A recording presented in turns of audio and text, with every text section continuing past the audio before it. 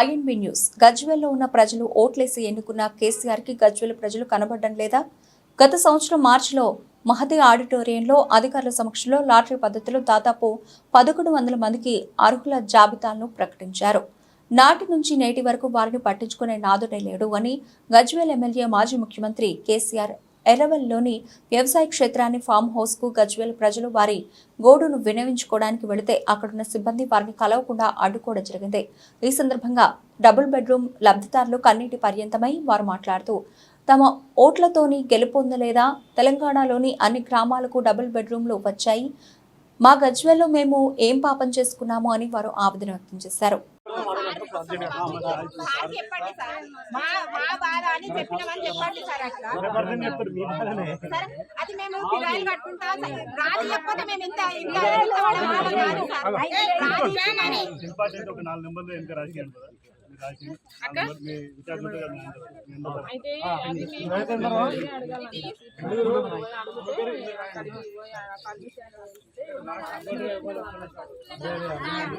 కావాలంటావు ఓట్లకు వచ్చి ఏ పర్మిషన్ అడుగుతున్నావు సార్ మా ప్రజలను? నువ్వు ఎందుకో నీ దగ్గరకు వస్తే మనలోనే ఒక తరిమి కొట్టినట్టు చిన్న చూపు చూస్తున్నావు. ఎందుకు సార్ మా బాధ తెలుసుకోవు? నువ్వు పేదోళ్ళ గజ్వేల్ కనీసం ఒక డబుల్ బెడ్రూమ్ ఇయ్యండి. ఎందుకు సార్ మా గజ్వేల్ నన్ను మా బాధ ఉచ్చుకొని చంపుతున్నావు? నువ్వు ఒక అవకాశం ఎందుకు ఇస్తలేవు? గజ్వేల్ నుంచి వచ్చినామని అంటే ఇంత విలువ కూడా ఇయ్యరా? మేము మనసులే కదా అసలు ప్రతి ఊరికి బెడ్రూమ్ లో మంచిడు. మరి గజ్వేల్ ఏం పాపం చేసినామని మనసలేడు? ఎంతగానో మంది ధర్నాలు చేస్తాము, ఎంతగానో మంది తిరుగుతాము. చెప్పులు అరిగిపోతున్నాయి ఆఫీస్ లో చుట్టూ తిరిగి కలెక్టర్ ఆఫీస్ పోతిమి, గజ్వేల్ వేస్తిమి, సిద్దిపేట రమ్మంటే ఆడికి పోతిమి. ఎంతగానో మని ఇన్నిసార్లు తిరిగినా కూడా ఇంత కనకరం ఇస్తారు. గేట్ కాడ వచ్చి నిలబడి గంట 2 గంటలు అవుతుంది. కనీసం ఒక ఫోన్ లేదు, కనీసం ఇట్లా మాట్లాడతామన్న ఇంత ఇన్ఫర్మేషన్ ఇచ్చుడు కూడా లేదు సార్కి. సార్ దాకా ఏరుతుందా ఇన్ఫర్మేషన్? ఇప్పుడు ఎలక్షన్లు ఉంటేనేమో మమ్మల్ని నిలగొడుతున్నారు. ఎలక్షన్లు ఉన్నాయి, ఎలక్షన్ కోడ్ ఉంది, ఇంతమంది ఉండొద్దు, అది ఇదని నిలగొట్టేస్తున్నావు. ఇప్పుడు 1/2 అవర్ లో పర్మిషన్ ఇస్తానని చెప్పి మళ్ళీ ఇప్పుడు సార్లను పంపించి ఇక్కడ నుండి వెళ్ళిపోండి అమ్మ, మీరు ఇంతమంది ఉండొద్దు అని చెప్తున్నారు.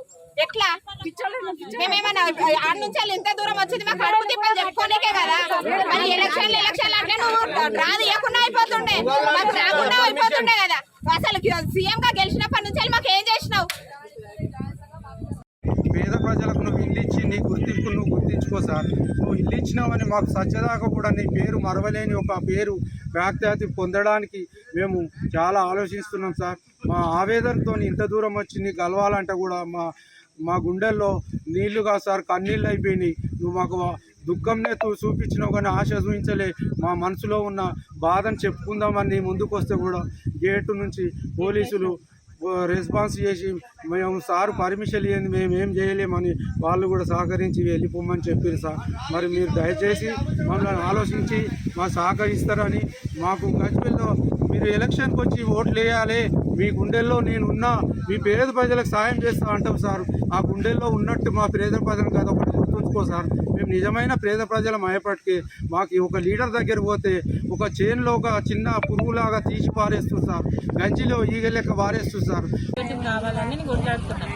నాకు ఆర్టీ ఆఫీస్కి పోయినా, ప్రతాప్ రెడ్డి అన్న దగ్గరికి పోయినాము, కలెక్టర్ ఆఫీస్కి పోయినాము, సిద్దిపేట పోయినాము, అక్కడ పోయినాము, ఇక్కడ పోయినాము. ఎక్కడ నాకు న్యాయం జరగలేదు. ఇక్కడికన్నా రావాలని వచ్చినాము. ఇక్కడికి వచ్చిన తర్వాత కూడా మమ్మల్ని గేట్ బయటకు ఉంచి అర్ధగంట తర్వాత మీకు టైం ఇస్తామని చెప్పారు. ఆ టైం కూడా మాకు ఇవ్వలేదు. ఏమి కూడా మాకు న్యాయం జరుగుతలేదు. మాకు న్యాయం జరగాలి, మిమ్మల్ని చూసుకొనన్నా మేము ఉండామని వచ్చినాం. ఇన్ని రోజులు మాకు గజ్వేల్ గెలిపించినాం మేము 3 సార్లు, అయినా కానీ మాకు న్యాయం జరగట్లేదు. మాకు ఎందుకని న్యాయం జరుగుతుంది? మేము ఓట్లు వేస్తలేమా? మేము ప్రజలం కాదా? మేము అన్యాయకులమా? మేము మనుషులం కాదా? మేము వృద్ధాన్ని చేస్తలేమా? మేమేం చేస్తలేమా? మీకు మాకు ఎలాంటి సాయం చేయట్లేదు. మీరు మాకు ఎందుకు సాయం చేయట్లేదు? ఆడిపోతే ఆడికి పోండి, ఈడిపోతే ఈడికి పోండి, ఇక్కడ పోతే ఇక్కడ పోండి అని మాట్లాడుతున్నారు. మాకు అయినా సీఎం ఆఫీస్కి వస్తే మాకు న్యాయం జరగాలని మేము ఇక్కడికి వచ్చినాము. మాకు ఎలాంటి మాకు న్యాయం జరగట్లేదు. మాకు న్యాయం జరగాలని రిక్వెస్ట్ చేసిన సార్, దయచేసి మాకు ఇవ్వాలి. మొన్న ఆర్డీ ఆఫీస్కి పోయినాము. పోతే 1 వీక్ తర్వాత అన్నారు, అక్కడ కూడా రెస్పాన్స్ లేదు సార్. ఇక్కడ న్యాయం, ఇక్కడ సేమ్ ఆఫీస్ కాడికి వచ్చినాము. ఇక్కడికి వచ్చినాక కూడా న్యాయం జరుగుతుంది అంటే ఎలాంటి రెస్పాన్స్ లేదు సార్. ఎలాంటి రెస్పాన్స్ లేదు సార్. మాకు మా ఇంట్లో మాకు కావాలి సార్. మా ఇంట్లోకి వెళ్తున్నా న్యాయం జరుగుతుంది. ఇక్కడ దాకా వస్తే ఇక్కడ మాకు న్యాయం జరగలేదు సార్. మా నాన్న రీసెంట్గా చనిపోతే రెండుకున్న వాళ్ళు కూడా బయటికి వెళ్ళబట్టి సార్. మా పరిస్థితి మా ఇంట్లో వచ్చినాక మాకు ఇస్తలేదు సార్. ఇప్పుడు రెండు గంటలకు కూడా ఇబ్బంది అవుతుంది సార్. మాకు కేసీఆర్ ఫామ్ హౌస్ కి వచ్చినాము. మాకు ఇక్కడ న్యాయం జరుగుతుందేమో అని ఇక్కడ దాకా వచ్చింది. ఇక్కడ కూడా ఏ రెస్పాన్స్ లేదు సార్. లోపల ఒక హాఫ్ తర్వాత ఇస్తామంటారు కానీ ఏ సమాధానం చెప్తున్నారు. లోపల దాకా ఇన్ఫర్మేషన్ వెళ్ళిందా లేదా మాకు తెలియదు సార్. అర్ధగంట తర్వాత ఇస్తామని అంటున్నారు కానీ ఇంతవరకు ఇవాళ ఎలాంటి రెస్పాన్స్ లేదు సార్. మా ఇల్లు మాకు కావాలి సార్. న్యాయం కోసం ఇక్కడ దాకా వచ్చినాము.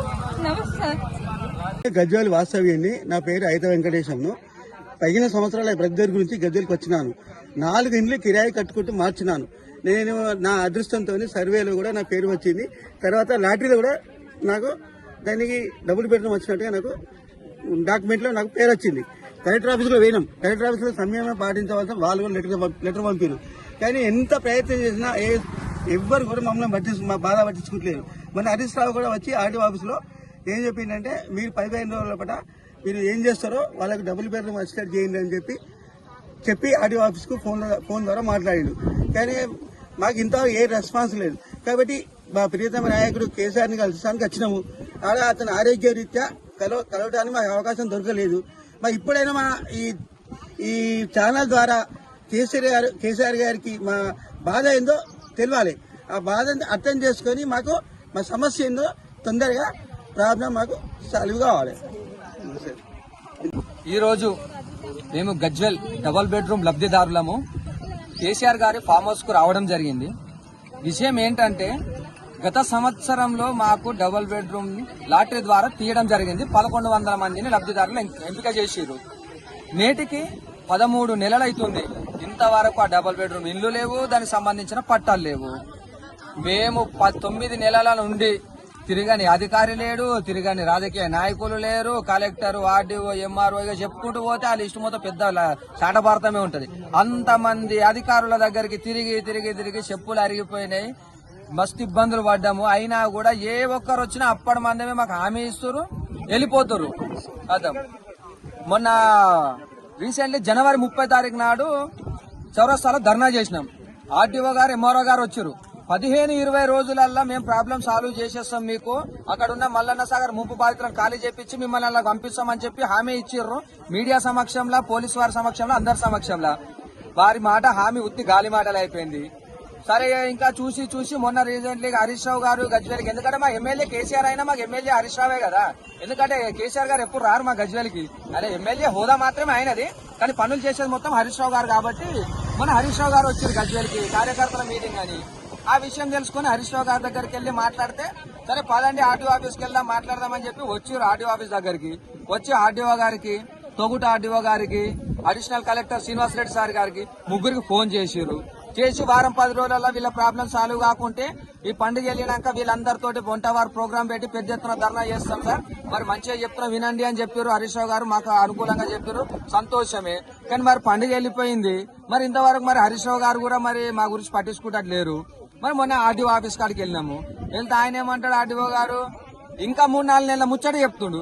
సార్ మీరు చెప్పారుగా అంటే చెప్పంగానే అయితే ఆ ముచ్చట అంటే కాదు సార్, మీరే కాదు సార్ 15-20 రోజులలో అయినారు, మరి ఇంకా అయితే లేదు సార్ అంటే అంటామా అనగానే అవుతుంది. అది ఉట్టే మాటలేనా? అది పెద్ద ప్రాసెస్ ఉంది. అది వాళ్ళు ఎంక్వైరీ చేయాలి, వాళ్ళకి ప్యాకేజ్ ఎవరికి వచ్చిందో చూడాలి, వాళ్ళని ఖాళీ చేపియాలి, మిమ్మల్ని పంపాడు. చిన్న విషయమా? అయితే ఆగురి అని చెప్పి మళ్ళా 2-3 నెలల ముచ్చట చెప్పారు. ఇక ఇట్లా కాదు అన్న ఉద్దేశం. అక్కడ సెక్యూరిటీ వాళ్ళ అత్యుత్సాహము, మరి అక్కడ పిఏ వాళ్ళ అత్యుత్సాహము, కానీ కొంచెం ఇక ఘర్షణ మాదిరి జరిగింది. అయ్యా మేము వచ్చింది లొల్లి పెట్టడానికో, ధర్నా చేయడానికో, ఇబ్బందుల పాలు చేయడానికో కాదు. కేవలం కేసీఆర్ సార్ని మా ఎమ్మెల్యే ఆయన రాకున్నా సరే ఇప్పుడు 3 సార్లు ఎమ్మెల్యే గెలిపించుకున్నాము. ఆయన ఎట్లాగో మా దగ్గరికి రాడు, కనీసం మేమైనా వచ్చి మా బాధనైనా చెప్పుకుందాం. ఎందుకంటే ఆయన వస్తేనేమో చెప్పుకుందాం, గజ్వేల్కి వస్తే ఆయన గజ్వేల్కి వచ్చుడే లేదా, మా బాధలు ఇన్నుడే లేదా. అందుకే మేమన్నా వచ్చి చెప్పుకుందామన్న ఉద్దేశంతో వస్తే ఇవాళ మరి మమ్మల్ని రూపాడికి రానివ్వకపోవడము. కనీసం ఒక్కరినమైనా వస్తాము, మా బాధ చెప్పుకుంటాం అంటే ఒక్కరిని కాదు కదా, అసలు ఎవ్వరికి ఎంట్రీ అనేదే లేదు. అవసరమే మీరు ఇక్కడ వెళ్ళిపోవాలని చెప్పి పోలీసు వాళ్ళని పిలిపించి మమ్మల్ని అక్కడ నుండి చెదరగొట్టే ప్రయత్నం చేసిరు. అయ్యా మరి మా పరిష్కారం ఏంది? మాకు 13 నెలలు అవుతుంది, మరి ఇస్తారా ఇవ్వరా? మరి ఇప్పుడు కాంగ్రెస్ ప్రభుత్వం 6 గ్యారెంటీలు అన్నారు. ఆ 6 గ్యారెంటీలలో కూడా మేము పెట్టుకోలేదు. ఎందుకంటే డబుల్ బెడ్రూమ్ వెళ్ళింది అది ఎట్లా మాకే కదా అన్న ఉద్దేశంతో మేము ఇళ్ల గురించి ఖాళీ జాగా గురించి కూడా మేము పెట్టుకోలేదు. ఎందుకంటే మాయే అని తెలుసు కాబట్టి. మరి ఇటు 6 గ్యారెంటీలల్లో మేము పథకాల పెట్టుకోక ఇటు డబుల్ బెడ్రూమ్ ఇల్లు రాక మరి మా పరిస్థితి ఏంది? ఇక్కడ మొత్తం గరీబోళ్ళం ఉన్నాము, ఆటో డ్రైవర్లం ఉన్నాము, భర్త లేని వాళ్ళు, వితంతువులు, ఒంటరి మహిళలు, దినసరి కూలీలు, పూట గడిస్తే గానే కాక అసలు ఎంతో మంది ఇబ్బందులు పడుకుంటూ ఉంటూ కిరాయి కట్టలేని ఇబ్బందుల పరిస్థితుల్లో ఉన్నాము. మరి ఎన్నో సంవత్సరాల నుండి ఆ డబుల్ బెడ్రూమ్ అనేది మాకు ఒక కళ, ఆ కళగానే మిగిలిపోయేటట్టున్నది. మరి ఇప్పటికైనా మీరు మీ దృష్టికి తీసుకెళ్తున్నాము. మరి కనీసం మాకు ఆ డబుల్ బెడ్రూమ్ పట్టాలు మాకు ఇప్పించి కొంచెం పుణ్యం కట్టుకోండి. మేము మిమ్మల్ని 3 సార్లు గెలిపించి మిమ్మల్ని ఎమ్మెల్యేగా చేసుకున్నందుకు కొంచెం ఇప్పటికైనా మా బాధను అర్థం చేసుకుని మాకు డబుల్ బెడ్రూమ్ పట్టాలు ఇప్పిస్తారని మేము మనస్ఫూర్తిగా కోరుకుంటున్నాము.